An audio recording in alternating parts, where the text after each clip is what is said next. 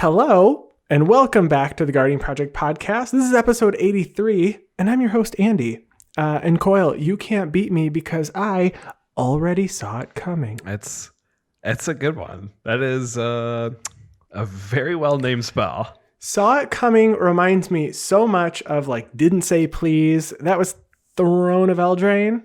And I remember playing at that pre-release in person. You remember that, playing in person? And people would say, you didn't say please when they countered someone's spell, and that was always really fun. So I feel like someone cast delay on playing cards in person at that point in time. They did. And we haven't come back from Teferi's protection. If only. No. One day.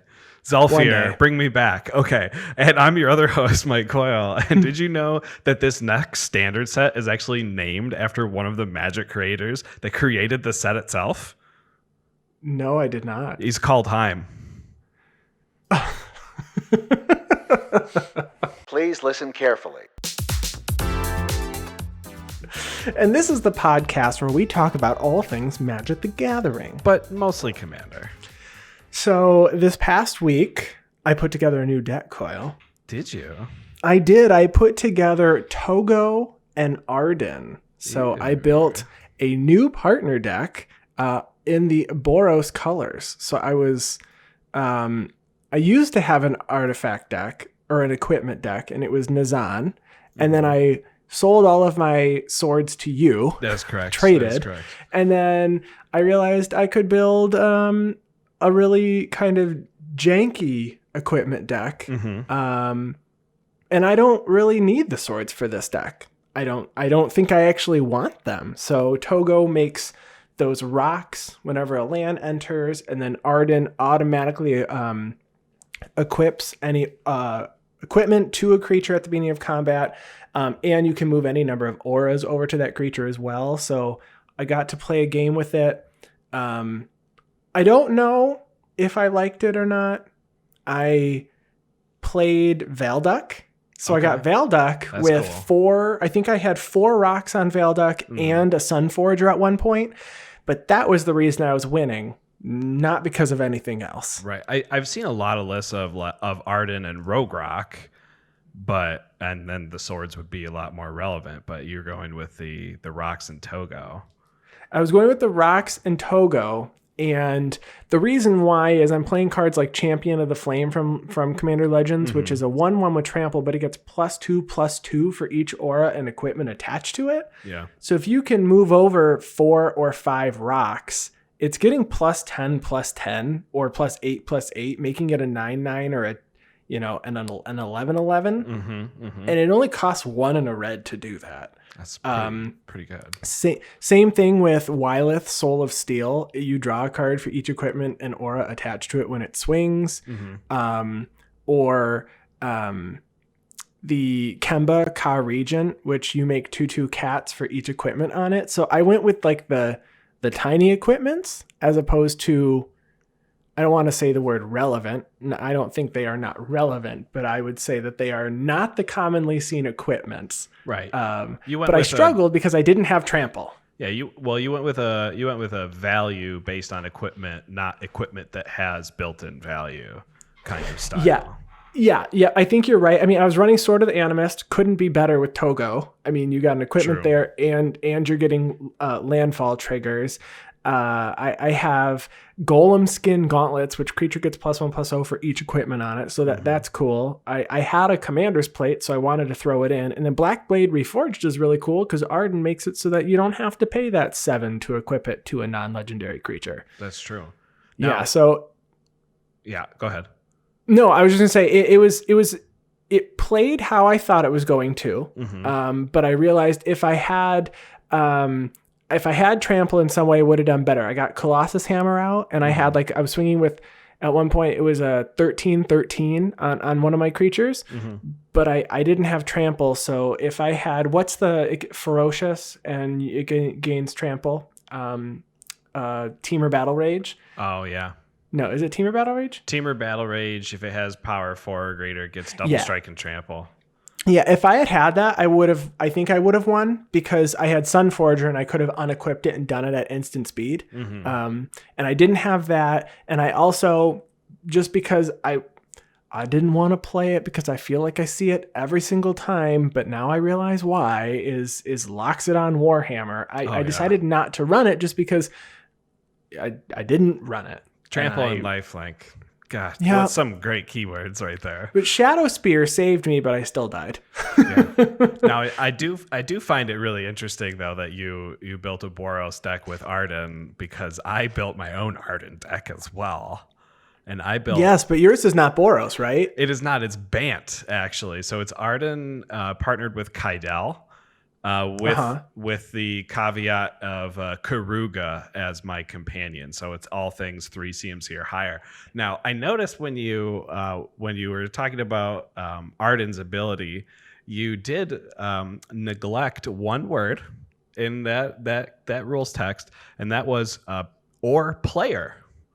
So I'm actually playing a bunch of curses in mine. So that okay. I can actually like move all of my curses from one player to another player using Arden. And I'm using a lot of like the quote unquote creature curses, like the vows and stuff that would, give things pseudo goad, so that I can try to move those things around. And then Kaldheim and Karuga are just there so that I could refill my hand and play more enchantments. And it should be fun. I know I was talking to you a little bit about different win conditions in this, and I actually finally found a couple of win conditions, which are going to be nice. Corrupted Conscious. So of an enchant creature, you control enchanted creature has infect. So using someone else's big creature to kill someone with infect. And actually, one thing that I discovered today was, one thing that I just thought of today was Colossification. This enchantment from Ikoria, the big downside, when it enters the battlefield, the enchanted creature becomes tapped. But with Arden, you can just take the aura and then just attach it to a different creature that's not tapped now and swing with it. Oh, that's really smart. You can even attach it to Arden and swing with your commander for potentially 22 commander damage. So yeah, that's really good. So I'm going to change it up. I feel like... I'm not sure if I want to play Arden Togo or if I want to play Wylith, but I feel like the way that it's built, I should definitely be bringing this to a more casual table. Sure. I got run over by dinosaurs in the end. There was a Depala deck, Gishath, and oh my gosh, I have to remember these partner names. Brynlin, the moon... Oh, the Moon Snake? Kraken? Moon Kraken? I don't know. It's a big snake kraken thing. Yep, it was Brynlin and Gilrana, Piranha. No, it's the 6 CMC Matters green partner from. So it was that with Brynlin the Moon Kraken. I think it's Moon Kraken. We're gonna call it Moon Kraken. It's the Moon Crack.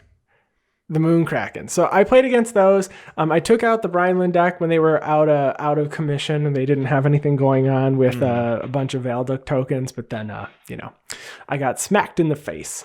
I also got my Secret Lair Extra Life this week. Oh, nice. So it actually arrived today. So that was really exciting. So now I have a new Consecrated Sphinx to put into a deck.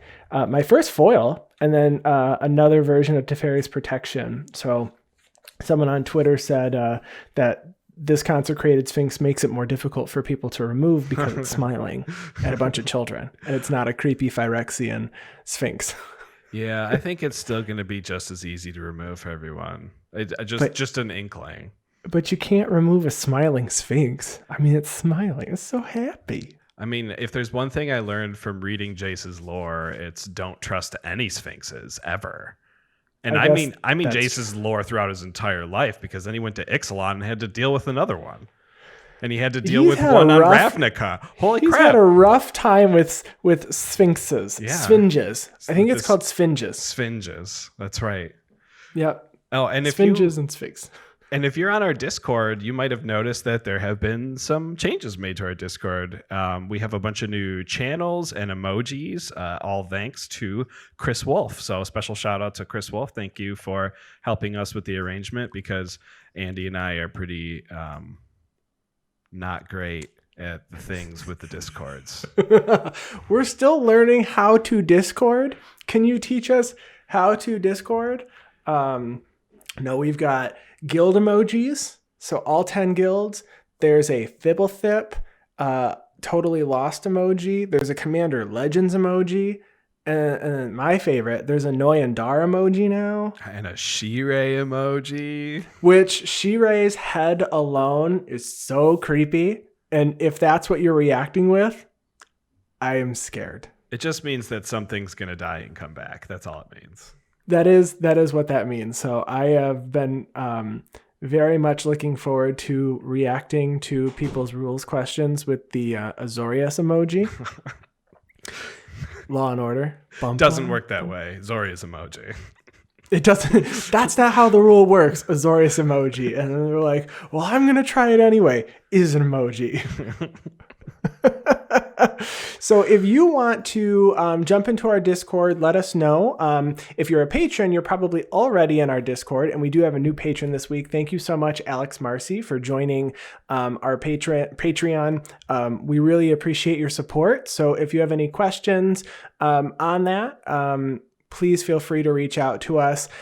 We have a new Looking for Games channel. So and you can like opt in, like really fancy reacting to things, and all this stuff is mind-blowing. So if you want to support our show, you can head to patreon.com/guardianprojectpod and donate for any dollar amount.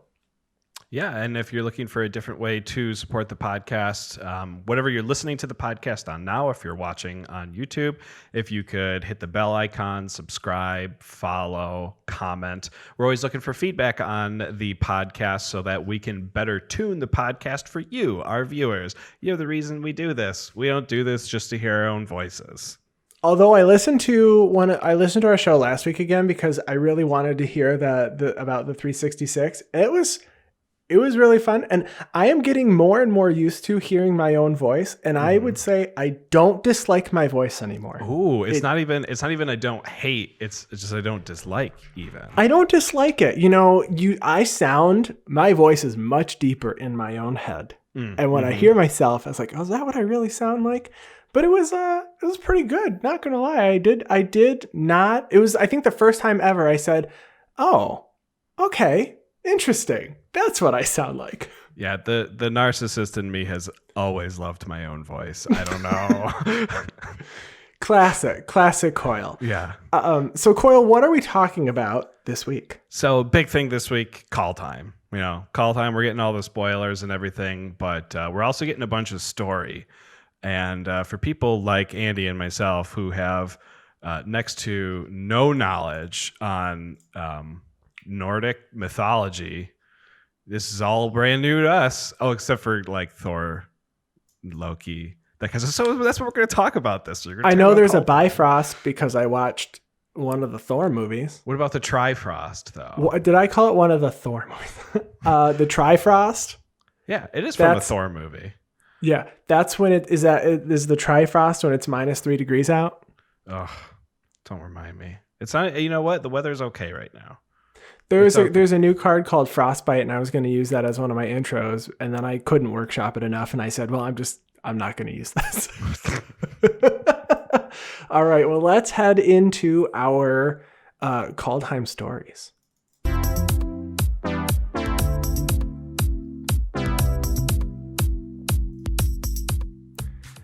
So we had our first article was released, the Planeswalker's Guide to Kaldheim, and it tells us all about where we're heading. So we are learning about first the Viking world that consists of 10 realms and the world tree. So I from what I've been seeing on Twitter, everybody's like, oh, they made and then they say some character's name from Norse mythology. And I was like, I don't know who that is. And they're like, oh, they actually did it. They gave us this. And I was like, well, I still don't know who that is. I mean, I know who Loki and Thor are. Yeah. So those ones were giveaways. But apparently, Kaldheim is 10 realms and the world tree. And the world tree, I guess, is what was first. The world was born from a seed, and that seed grew into the world tree, and then everything else came after that. So they're calling that the first saga. And so the realms of Kaldheim are all mini planes connected to a cosmic structure, and the people of the realms can, I guess, see, like they can see the world tree, they can see things on like their horizon, and they know that other planes exist, and some people can even travel in between those planes. And it's and specifically some people who aren't necessarily planeswalkers, even though there are planeswalkers in this plane. And we'll get into that. They specifically list out like the type of like wizards or sorcerers that can traverse that. I mean, it's kind of like the blind eternities, right? That's what's between planes, and it's kind of like that, but not. I think it's honestly, Andy, I think it's exactly that. And I think I think we'll talk about it more at the end of the article, but I think they are using all of these concepts in Kaldheim to set us up for something later on in like the main storyline for Magic the Gathering. I think it's going to be cool. Yeah. Well, I know there were some folks in our Discord that had some of their own theories. So I am curious to see as we get some more artwork and cards for this set to see what comes out. So obviously previews are going through the 19th. We're excited to chat about those as well after. But focusing more on the story, they told us that there is all throughout the realms, they said there's a hall of Valkyries that can be seen in the sky, and they said it's as a sundog effect. So there was quotes around sundog, like I was supposed to know what that meant. And had you heard of that word before? No, I just figured it was a dog's son, like a puppy. Yeah, no, and it's not a puppy. No, so a sundog is a mock sun, formerly called a parhelion in meteorology, and is an atmospheric optical phenomenon that consists of a bright spot to one or both sides of the sun with a 22-degree halo. Like, this is a real thing. So this is always happening on Kaldheim, though. And this is you can always see it. This is supposed to be Valhalla, I think, which is like the heaven or whatever that you would go to if you die in battle as a warrior. Okay. So you get to see that from all the realms. Everybody always sees that. Right. So now the thing connecting all these realms, we said the world tree, but really it's the world tree is I guess the realms are like leaves on the world tree or branches on the world tree. So the thing that is in between all of these realms, they're calling it the cosmos. So it's the space between realms, a nebulous space filled with shifting lights like an aurora. It's known as the cosmos. It's challenging but not impossible for denizens of one realm to cross the cosmos and enter another realm. So they're specifically talking about even just like a normal kind of person, not a planeswalker, not a superhero or anything that can actually travel between these realms. But correct. And you might want to, but you might not want to, because there's lots of monsters out there. Yeah, cosmos. We've got to see a couple of them so far that were previewed, like the coma, the serpent that lives in the cosmos. So it is coma, cosmos serpent, but also you got your cute little squirrel, Toski. I love when they were talking about Toski, how it was, even creatures like Toski who could fit in your hand, but it's just resilient and just comes through the planes like it was nothing. Yeah. So apparently there's a lot of monsters that live there. The serpent, the true size is unknown, because apparently it can divide itself into smaller segments and move independently around the world tree, and was able to freely enter and exit those realms whenever it wanted. But it can't anymore, because apparently the new gods, or the Skodi, basically said no and banished it from being able to enter the realms, which is causing problems on Kaldheim.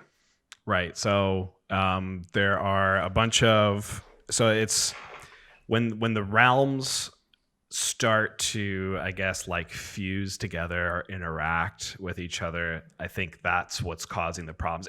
It's pretty unclear as to why not letting these cosmos creatures or cosmos monsters cross is causing these problems, but we know the problems that it's causing. So they're called Doomscars, So it says, Doomscars, although each realm is distinct, they are all in constant motion around the world tree, and sometimes they overlap. Such an overlap is called a Doomscar, and it's a violent, explosive event marked by world-altering earthquakes and geological destabilization. Inevitably, the inhabitants of the overlapping realms come into conflict.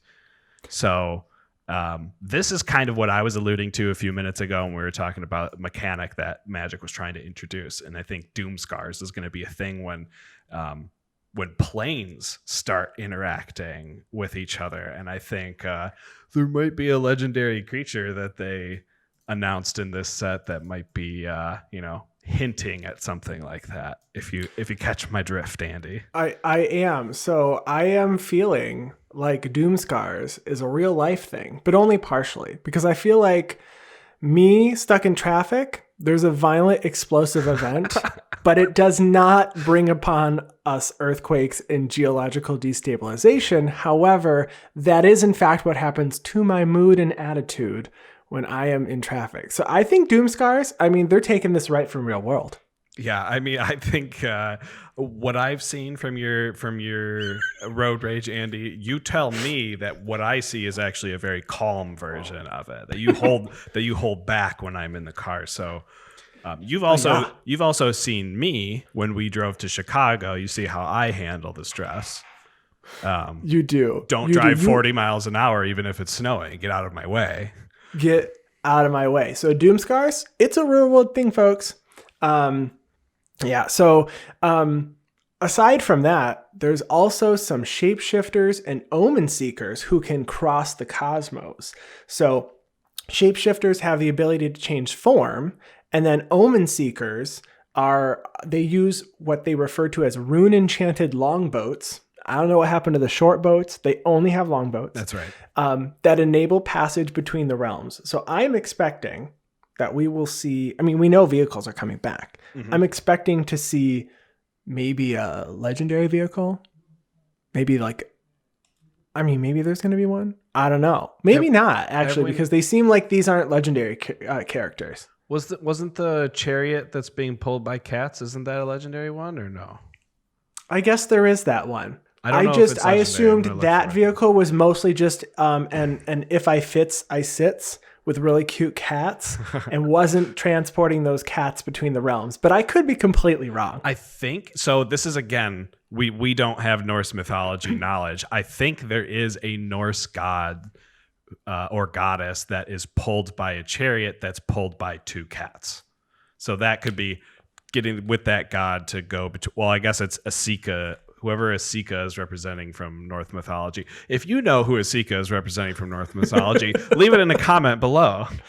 Right. So the gods of Kaldheim are all there. There's a bunch. I think I think there's 12 here at least that are listed. So Alrund is the god of wisdom, and Redan is the god of justice. Helvar, god of battle.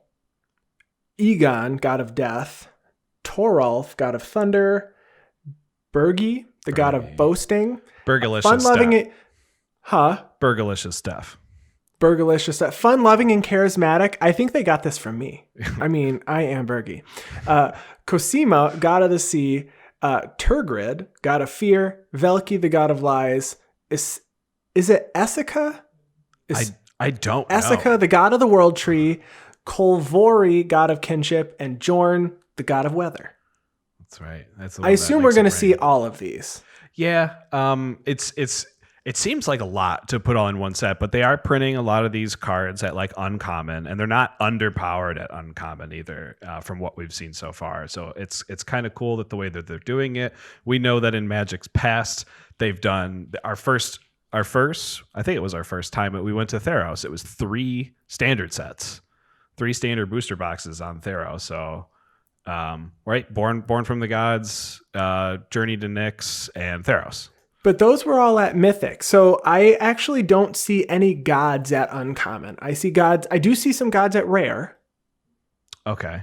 But I don't see any at uncommon, so I assume we're going to have some at Mythic, and then some I don't know if they're lesser gods or if they're just the card itself is not not going to be problematic for a draft environment, so it made it to just rare instead of Mythic. But I do think that we're probably going to see all 12 of these. Yeah. Yeah. It would make sense. It would make sense. And I like gods, playing with them. And these gods, when we get into some of what they do, they are functionally different than the ones from Theros, the ones from Amonkhet, the ones from Ravnica that we got to see when we were in War of the Spark there. So I personally am looking forward to seeing what the God of boasting does, and the God of fear does strike fear in me.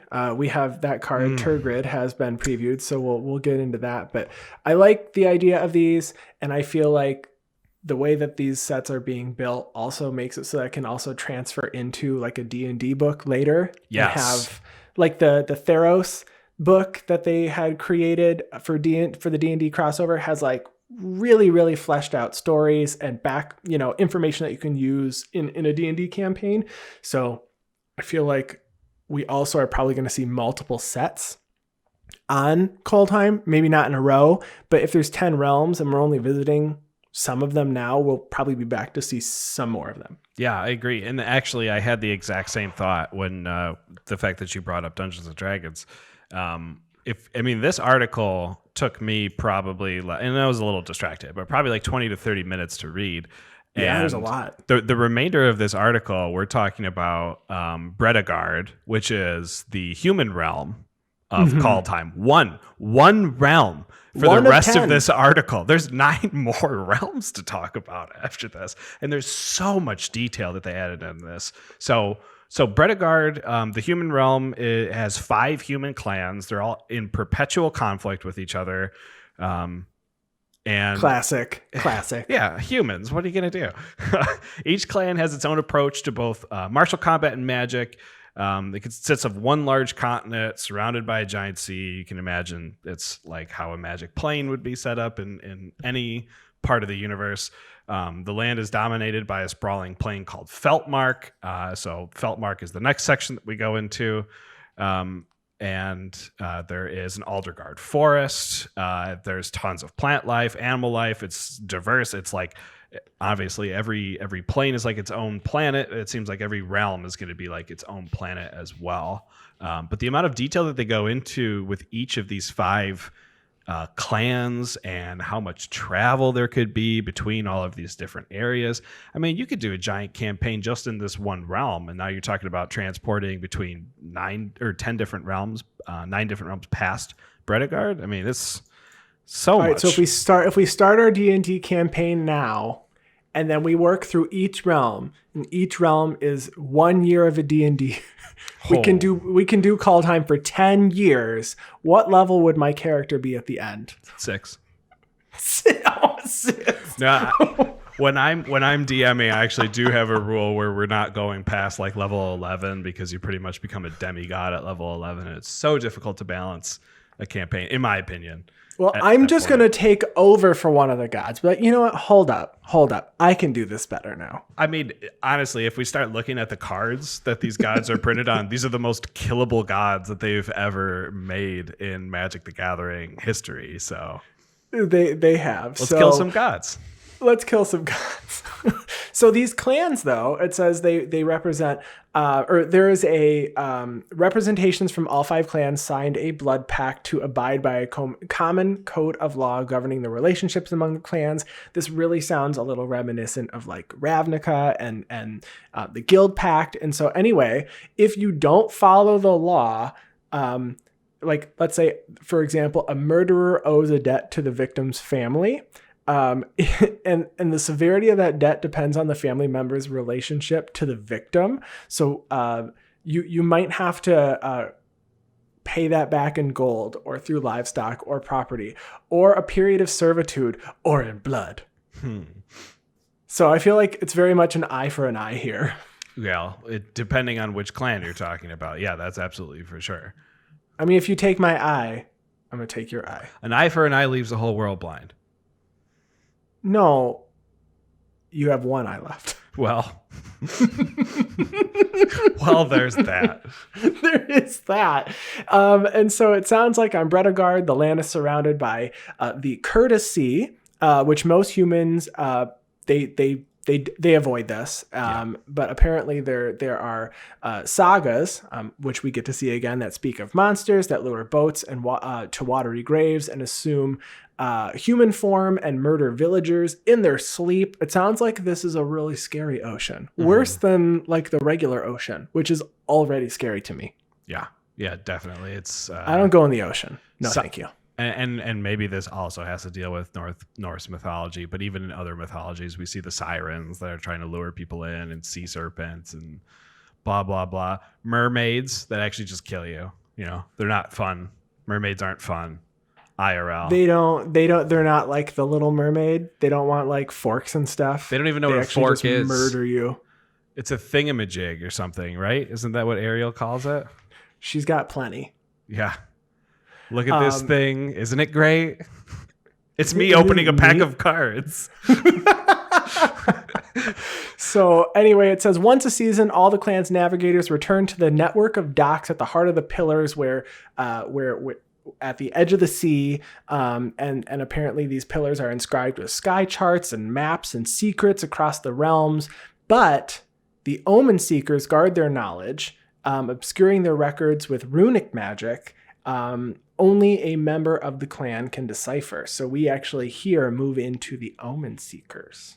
Yeah, so the Omen Seekers are these powerful, well, quote unquote powerful sorcerers, magicians, magic users, whatever you want to call them, that actually have the abilities to go between realms and that kind of stuff using their longboats, their rune encrusted longboats and all that kind of stuff. So I guess they use runic magic. So that's really, I guess, where we're going to see the source of magic on Kaldheim is from runes. So their whole thing is about being careful, charting bold exploration, hope to predict Doomscars before they occur so that they can help out or hurt in case they're evil Omen Seekers. I mean, we don't really know how Omen Seekers align right now. They just want to collect knowledge. And it says the Omen Seekers are led by someone named Inga Rune Eyes, who's a blind seer who possesses all the knowledge gleaned by the clan on their voyages. And I think if I take a quick look, we have not seen an Inga Rune Eyes card printed yet. I would like. No, we have not. So the article continues. It starts to talk about the clans. We don't have to get into each and every single one of them. It sounds like that the clans are aligned with specific like colors likely, and that they have specific ways that they do things and the type of creatures or the way that they fight. So we will see a lot of that in the cards that have been previewed. But we want to talk about a couple of the cards that came out and have been previewed. Coyle, would you like to start us off with some cards that you are looking forward to evaluating and testing, or just adding because you definitely want it in a deck? So far, for all the people that follow at home in my deck building opportunities, I have not found any creatures that easily slot into Shirei, Shizo's Caretaker, yet from this set. However, Pyre of Heroes, I think it was a card that was revealed almost first with all the new, or the finishing of the cycle of the double-faced modal lands. Mm-hmm. And I think it's just been overlooked just because the hype's gone. I mean, it was released back in the middle of December. So Pyre of Heroes is a 2-mana artifact that you can pay 2 and tap it to sacrifice a creature to search your library for a creature card that shares a creature type with that sacrificed creature and has converted mana cost equal to 1 plus that creature's converted mana cost. Put that card on the battlefield, then shelf your library, and you can only activate this ability at any time you could cast a sorcery. So I like this card a lot. I think people are only seeing it as like a tribal card.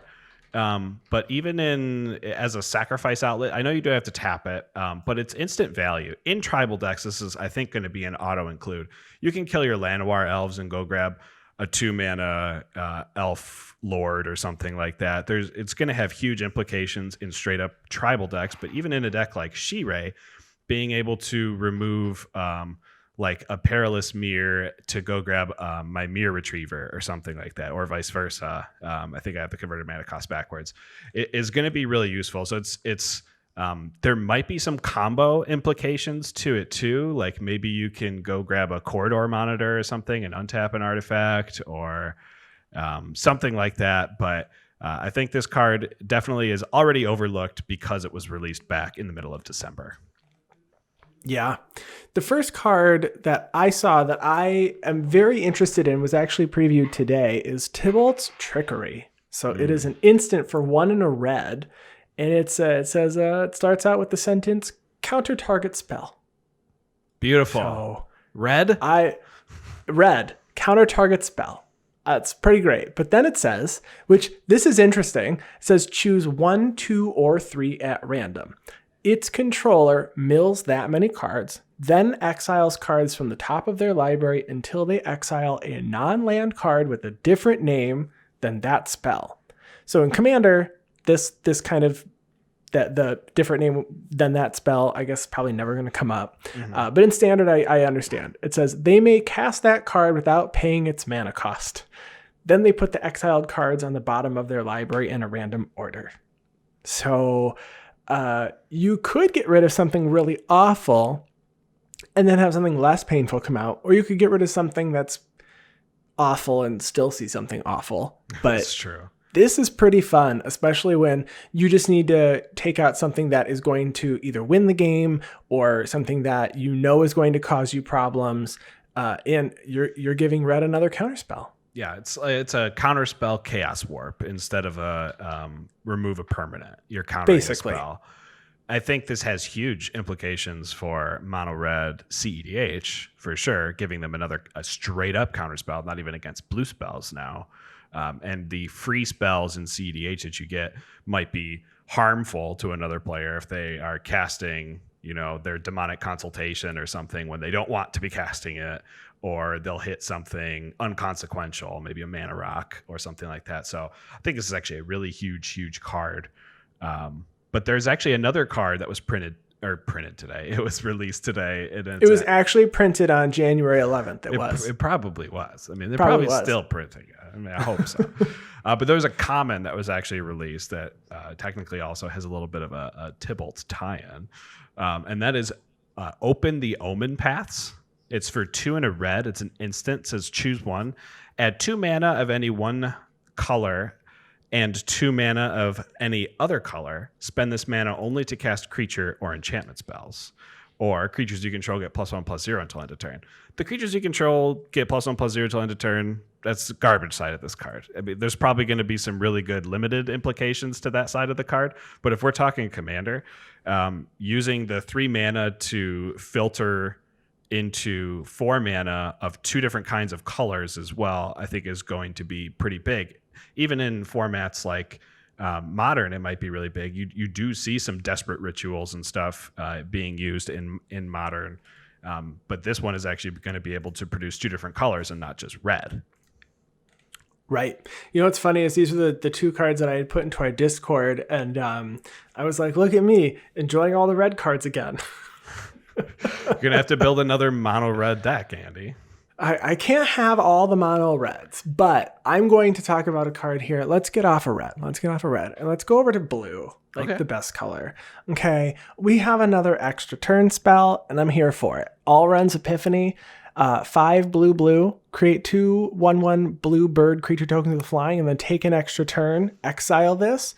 And you can foretell it for cheaper, so you can pay 2 and exile it face down, and then cast it for 6 instead of for 7. All day. Yeah. Please. I mean, you have no idea what I'm going to exile. I feel like foretell, just thinking about it now, reminds me so much of Morph, but for for other things than just like a face down creature. Yeah, totally agree. I think it's definitely a Morph thing. I don't love the ability as of right now, except for on cards that are instants. I love foretell on instants. I don't love foretell on sorcery-based cards. And this is with absolutely no play experience with foretell cards as of right now. So I like this because, I mean, at this point, if you're doing it at sorcery speed, it's a sort. I mean, I think you just don't like sorceries compared to instants, but it's just cheaper, so you're just reducing the cost by 1. Well, it's like, yeah, that's true. So it's helping you out on the next turn. You can consider it, a replacement for. Well, you can do this on turn 2 and then let that card sit in exile for 5 or 6 turns. Right, if you don't want it in your hand for some reason, and maybe it's because you're going to be over 7 and you don't want to discard down to hand size. But I almost think that like bluffing a counterspell in your hand or something might be better than foretelling. Although they do have a foretell counterspell as well, as we know. Saw it coming. Foretell, that counterspell. That is right. So there's actually a card that was revealed a few days ago at Uncommon. It's a legendary creature bird. It's actually an owl that I already built a deck for. Coyle's been in here calling dibs in our Discord, and I was like, what the heck? Coyle's like, here's this card that was previewed today, dibs. I was like, oh, okay. I did, and that was actually a mono black card. But this one is actually an Azorius card. Andy, you should be happy. I built an Azorius deck in Architect. I am proud of you. Oh, it's legit already built. Yes. Is it on private or can I go look at it? It's on private. Come on. Oh, dang it. Yeah, I got to play test I gotta go see how to beat it first. So this is Vega the Watcher. So it's for 1, a white and a blue. You get a 2/2 flying bird spirit. This says whenever you cast a spell from anywhere other than your hand, draw a card. All it does is draw cards, Andy. It's the best thing you can do. I'm all about it. I'm here for it, and I'm proud of you. And I think this card is really, really, really strong. I mean, what cards are you casting not from your hand in blue and white? I mean, you got Foretell. You have Foretell. You can have Suspend. You can have Suspend. You can have Flashback. You can have Adventure. You can have like cards like Isochron Scepter that you create a copy and then you cast it. Yeah. There's a lot. There was a list actually that I saw on Reddit that talked about that place that we don't talk about, the place we don't go to, the Reddit. Website we don't travel. I don't traverse the Reddits. Right. It's usually more upsetting than it is not upsetting. But it went over the list of all the different ways you can cast cards not from your hand. I think there's like 9 different ways you can do it. Interesting. Yeah, so it's really huge, the amount of cards you can play, which makes it so that you can be really low to the ground and you can play just the most efficient spells that you want. Oh, Cascade is another one. Yeah, okay. So there's a bunch of, and Escape. There's so many different keywords you can use. And even cards like Torrential Gearhulk are helping you cast cards out of your graveyard without the use of flashback or anything. But I got it so that the converted mana cost the average converted mana cost of the deck is 2.6. This is a casual version of this deck. You can make this deck really, really nuts. I think it might even be using the combo piece of Isochron Scepter with Dramatic Reversal under it. You can draw your whole deck as long as you have 2 mana. You don't need infinite mana because you're constantly casting Dramatic Reversal from exile, not from your hand. I think Vega is going to have some implications in CEDH because of it, and it's just blue-white control. Interesting. I see that all of your notes are based on CEDH here. On Vega, yeah, but you can build it casually. You can build it just fun draw cards, but you have to have a win condition. You got to win somehow. Maybe Laboratory Maniac. I don't know. I want to talk about the card Behold the Multiverse. It's another blue card. It's scry 2, draw 2 with Foretell for 2. But can we just talk about this artwork? It's so good. It's Behold the Multiverse. So it has our new Planeswalker here, our new Planeswalker, Nico Eris. But so the card itself has a bunch of like mirrors, like shards of mirrors, looking at what appears to be potentially other planes. Or looks realms. like we're looking at something, or realms. It does say multiverse, not Behold the Realms. So it looks like we're looking at Theros. It looks like in one of them, I'm not sure. I haven't seen a high resolution, but 100% at the bottom On the right side, I guess, or the left side of the actual card, it totally looks like there could totally be an Emrakul right there. Ooh. I'm wondering, I don't know. I would like to know. It says countless worlds unfolded before Nico, everyone in need of heroes. That's why I'm assuming it's not just Kaldheim and that they're looking at other worlds and he's going to go save them. Yeah. Yeah. I mean, he is a planeswalker. Obviously, his spark ignited at some point during this story and he planeswalked to another plane. Hopefully that's true and not just to another realm, because that would be fun. Gotta have more planeswalkers. And this is that particular planeswalker is the first non-binary planeswalker, isn't it? This is true. So Nico, you are correct. So they would be traveling, and they're a blue-aligned human planeswalker though, and they're specifically from Theros. So that's why I'm assuming we're seeing some of that Theros up there on the right side. It looks like there's definitely a pantheon of some sort that you're looking at there. Unlike the cliffs, maybe it's that pantheon that there's the original artwork, the Elspeth Sun's Champion, where like it's the background of the artwork from that I think is the pantheon, or at least one of the promotional shots for the original Theros set. Yeah. So I'm here for this card specifically for the artwork. I'm not usually one who specifically looks at the artwork, but I feel like that one, if this card is printed in foil, I really hope that all of those mirrors get like the special foily stuff. That's true. I think that would look really cool if this card, when you shine, it's really shiny on those mirrors. Shines bright like a diamond. Shine bright like a diamond. Yes. All right. So I gotta talk about this artifact, Andy.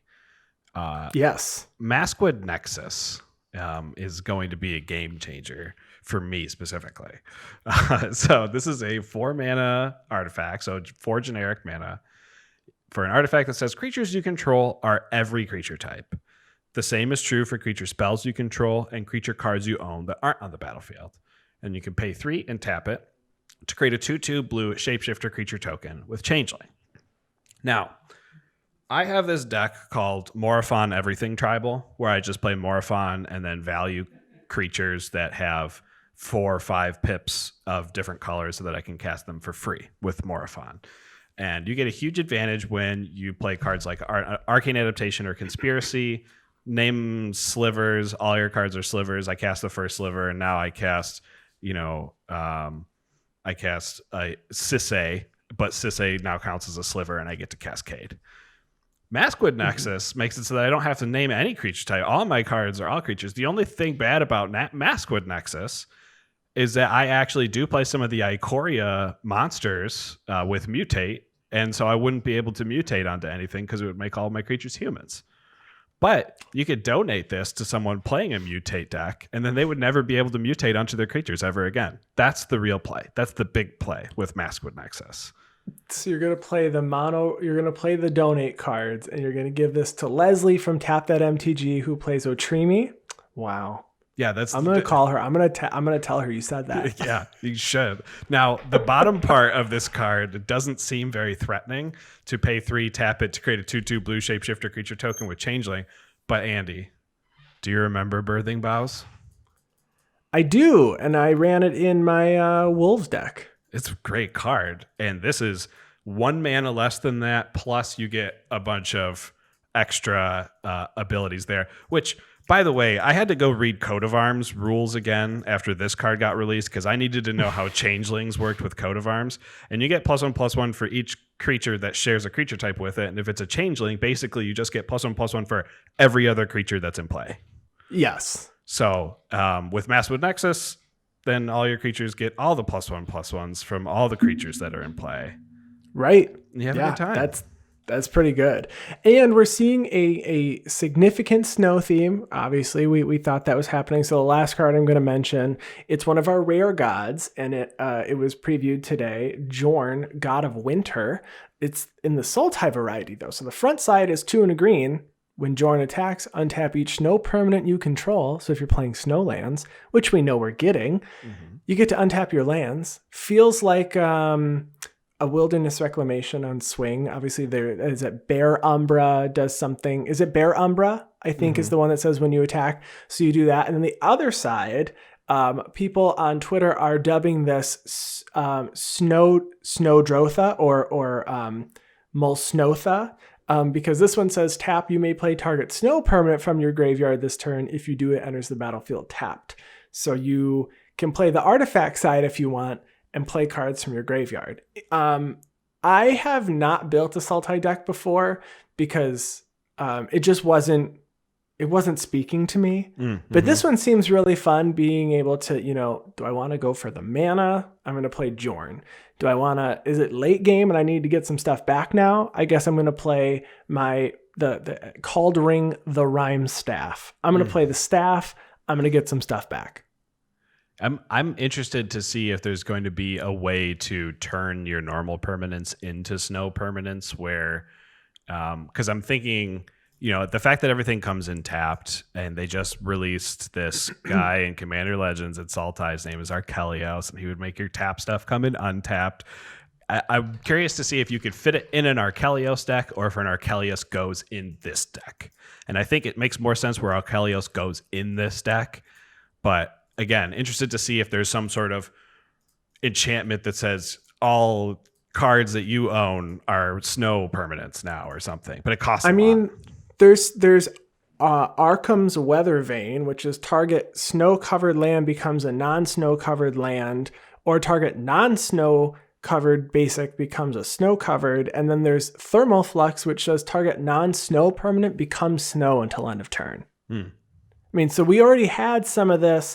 One of them was Cold Snap. One of them was Ice Age. So there's definitely some, at least they were thinking about this.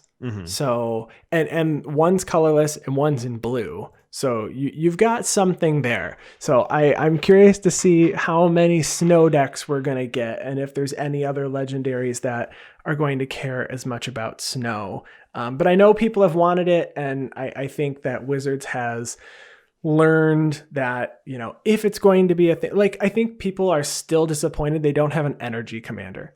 You can do it, but it's not like the card itself doesn't say energy, do something. Yeah, there's not a legendary creature that exists that says energy, do something. And I think that people are, obviously, energy is considered a parasitic mechanic, meaning that it kind of just works with itself. It doesn't necessarily need anything else. And that's something that even Magic and articles, Wizards has said, we struggle with this because, the answers to energy is in usually a different set, and everything that you want for that comes from that one set. So I wonder if Snow's going to be the same way, if they have cracked the code, and I wonder how many of these Jorn God of Winter decks we're going to see. I also saw on Twitter the jokes calling him Jorn Snow.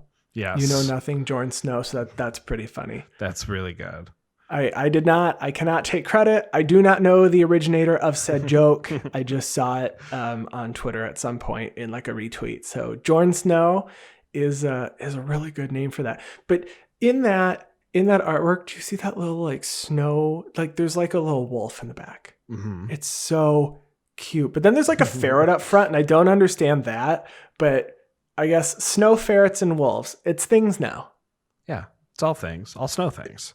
All snow. He snows things. You snow nothing. Jon Snow. You snow nothing. Snon snow. Schnon Snow. So we have seen some of the previews. Obviously, not all of these are out yet, but we're certainly looking forward to looking at more previews over the next week and a half. I am still looking for more cards to add to Noy. I know you, Coyle, you always look for cards that go into Shirei. I always look for cards that are going to care about Noyandar, or Noyandar would care for. I haven't seen any in a little bit that I want to add to my specific build of Noyandar, but I also look at like rogues for my Edrix by Master of Tress deck. So, looking for those weird creature types, or we just decided to tack on this creature type to this. this creature true. is always really interesting because I play quite a few tribal. I mean, I've got tribal humans, I have tribal minotaurs, and sometimes they throw in like one minotaur. And I wouldn't be surprised if we, I don't know, like I said, I don't know Norse mythology. Greek mythology, I know more. So I don't know if there's a minotaur in Norse mythology, but if there is, maybe it'll be in the Rakdos variety, so looking for things like that. But all things are looking good. I'm excited. Yeah. To see more. Yeah. Me too. It's going to be really, really fun. Yeah. So I think that's the end of our show this week, though. And we want to thank you all for listening. If you want to contact us, you can find our podcast online at theguardianprojectpodcast.com. You can find our social media on Twitter at GuardianPod and our gameplay videos on YouTube at youtube.com/theguardianproject. And you can email us at guardianprojectpod@gmail.com. You can find me on Twitter at ATFlory. And you can find me on Twitter at WormCoilEngine. And we want to give a special thanks again, Chris Wolf. We mentioned you earlier in the show. We're going to mention you again here, handling all of our graphic design. Now one of our moderators on our Discord, one of our patrons, one of our friends. Thank you so much, Chris. And of course, Ryan Nichols, our producer and editor. Always thank you to you. We will be back next week with some more Kaldheim previews. One day we'll have our own preview card. We should probably reach out and see if we can get wouldn't that be exciting to have a preview card? That would be really exciting to have a preview card, especially if it's like, I don't know, I'm just going to throw it out there. Definitely, it's never going to have Jingataxius. Just give me Jingataxius. Why do you want that as your preview? Shieldred, Elish Norn. You want one that's coming out for another set with them, or are you hoping for this? No comment. All right, we will see you all next week. It'll still be cold. So Kaldheim. It's cold out here. Kaldheim. It's cold outside. It's cold on Kaldheim. It's cold in I the assume it's cold everywhere. Yeah, it sure is. Yeah.